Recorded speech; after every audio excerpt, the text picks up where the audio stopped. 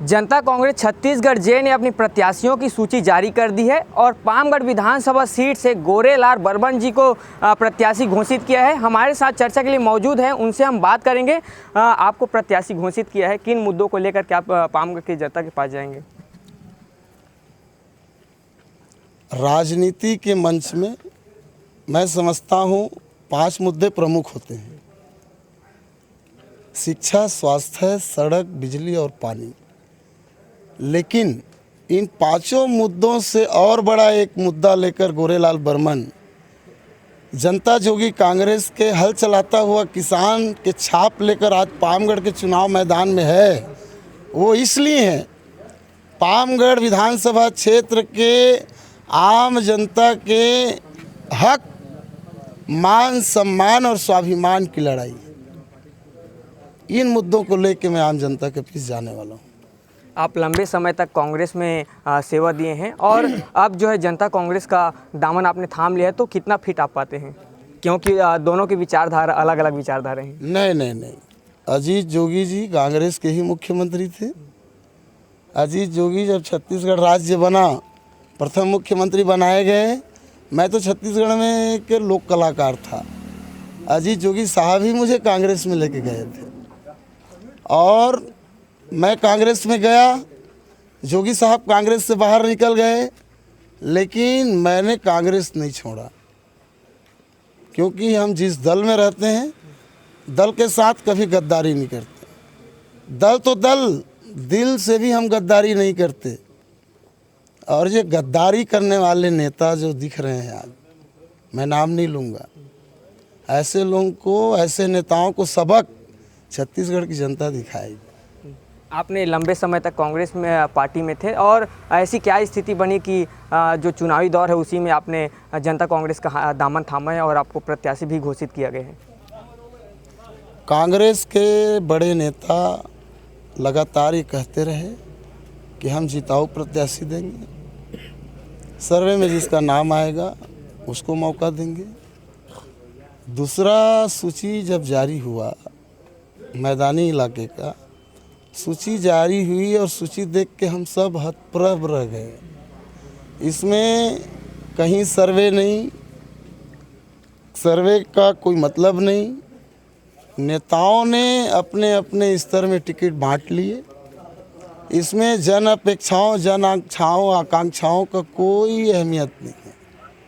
पामगढ़ जैसे जगह जहां पर मैं 2018 में इसी जनता कांग्रेस और बहुजन समाज पार्टी के अलायंस में मैं चुनाव लड़ा था, मात्र 3000 वोट से हारा था। मेरी टिकट कैसे काट दिए? कांग्रेस में 5000 से कम वोट से हारने वाले का टिकट नहीं काटा जाएगा, राहुल गांधी का वक्तव्य था।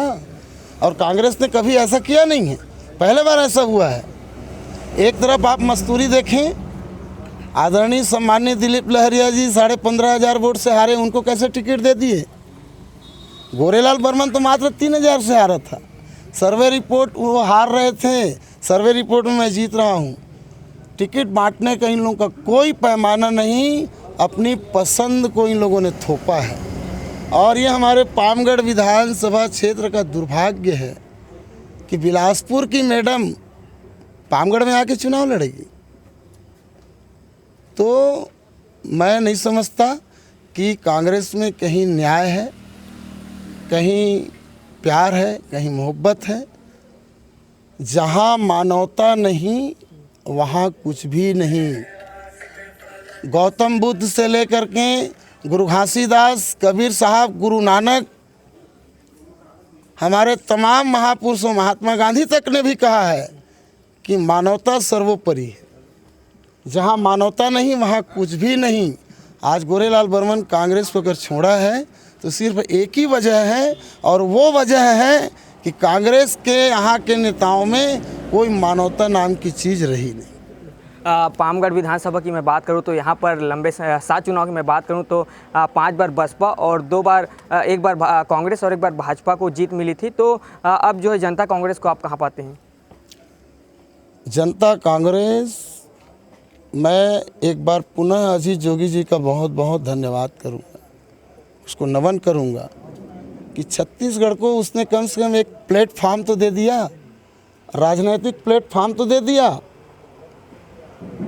है ना, जहाँ पे आदमी अपना भविष्य संवार सकता है।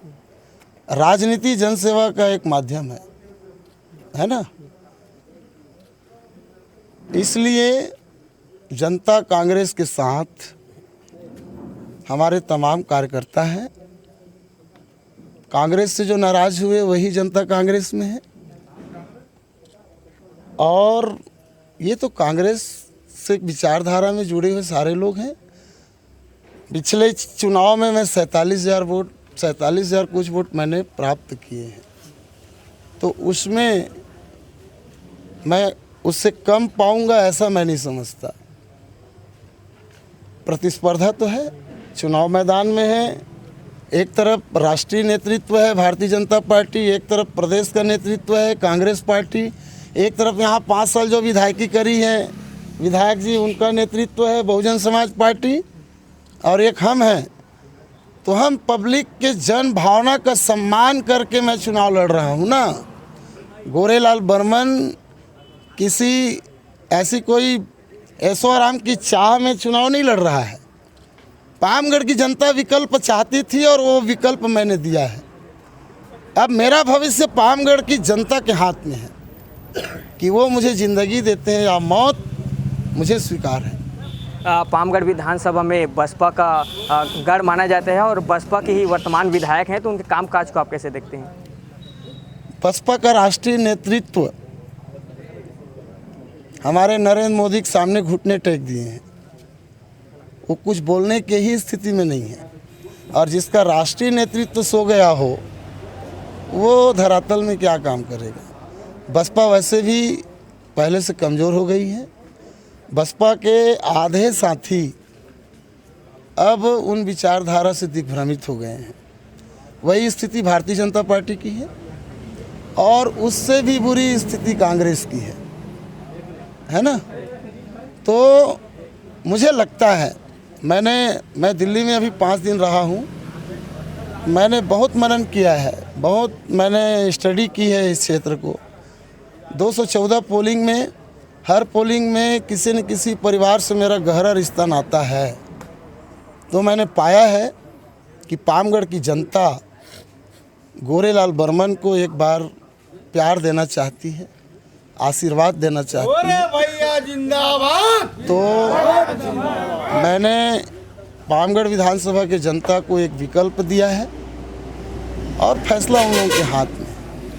जनता जो है आप पर भरोसा जताती है, तो सबसे पहले आप उनकी किन समस्याओं को हल करने की कोशिश करेंगे? मैंने आपको पहले ही कहा, राजनीति में कोई बड़ी समस्या नहीं है। किसी को चावल दे देना, किसी का बिजली बिल हाफ कर देना, है ना, ये समस्या का निदान नहीं है। मैं ये कहता हूँ, छत्तीसगढ़िया को बनाना है तो सबल बनाओ, ताकतवर बनाओ, मांगने वाला नहीं देने वाला बनाओ। गोरे भैया जिंदाबाद। है ना। राजनीति के मंच में है, और राजनीति के मंच में मैंने पहले भी कहा आपको 5 समस्याएं हैं: शिक्षा, चिकित्सा, सड़क, बिजली, पानी। और इससे भी बड़ी समस्या है पामगढ़ विधानसभा की, वो है हक, मान, सम्मान और स्वाभिमान की। हम चुनाव मैदान में इन 6 बात को लेके जाएंगे। ये थे हमारे साथ गोरेलाल बर्मन जी, जिनका साफ कहना है कि वे चुनावी मैदान में हैं और इस बार वे खास तरीके से चुनाव लड़ेंगे। Prakash Sahu, Asia news, Janjgir.